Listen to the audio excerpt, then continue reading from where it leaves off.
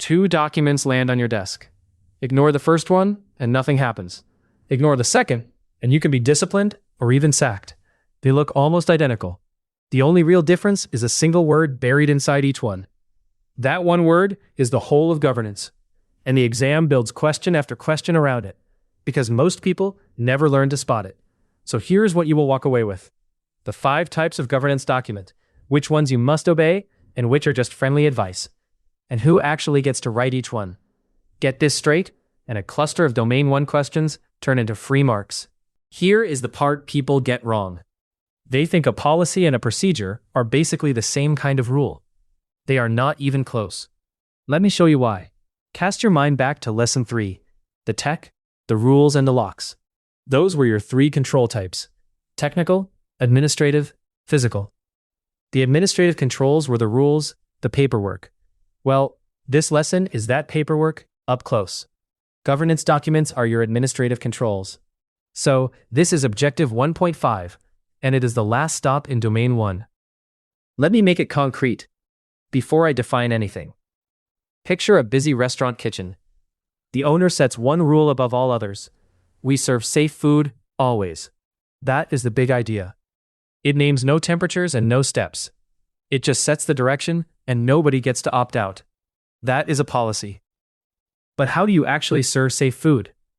The kitchen sets a precise, measurable rule. Chicken must reach 75 degrees before it leaves the pan. Exact, compulsory.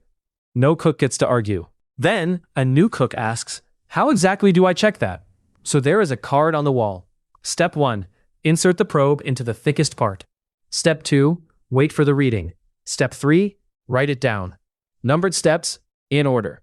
That is a procedure. Now the head chef adds a tip. It helps to let the meat rest for 2 minutes before serving. Nice to know. It makes the food better. But nobody is fired for skipping it. That is a guideline. And that word, guideline, is the only one on this whole list that is optional. And sitting above the entire kitchen, the government's food safety law. The restaurant did not write it. It cannot vote to ignore it. It comes from outside, and breaking it has legal consequences. In security, that's a regulation or a law. Did that land?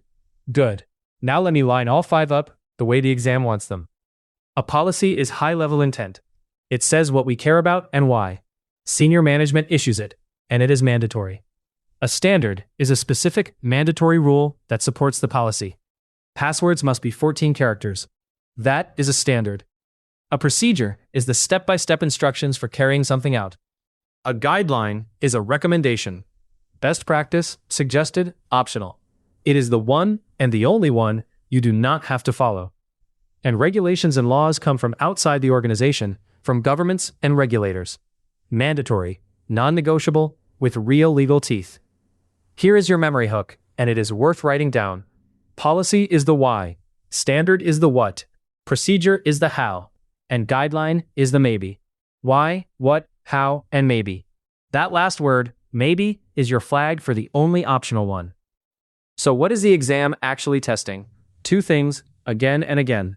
First, which documents are mandatory and which is optional.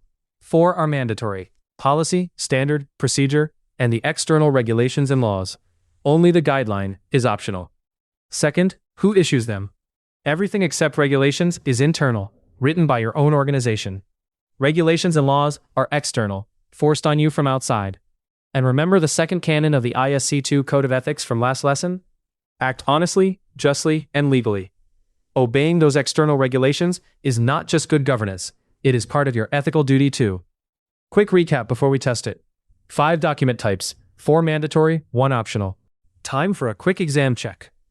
A company publishes a document suggesting that employees consider using a password manager. It is described as a recommendation, not a requirement.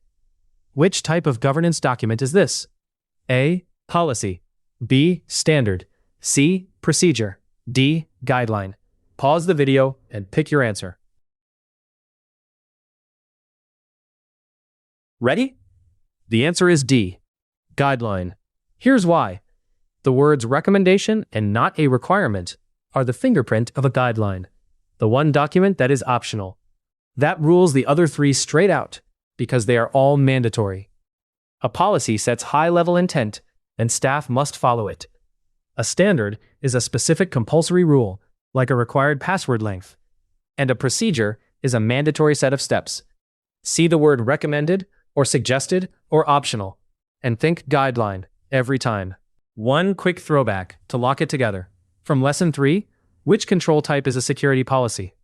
Technical, administrative, or physical? Say it out loud. Administrative. A written policy is a rule, not a gadget and not a lock. If that came straight to you, these two lessons are now welded together. Let me pull it all together, exam checklist style. A policy is high-level intent, set by senior management. Mandatory. A standard is a specific mandatory rule. A procedure is mandatory step-by-step instructions. A guideline is a recommendation, and it is the only optional one. Regulations and laws are external and mandatory. Why, what, how, and maybe. Remember that single word we opened with, the one that decides whether you can be sacked for ignoring a document? Now you can spot it. Mandatory or optional. That is governance in one move. If this made governance click, subscribe, because the whole Domain 1 series is landing in pass order, and you have just finished it. And to drill these document questions until they are reflexes, head to certcrush.app, where the CC question bank has a stack of them waiting.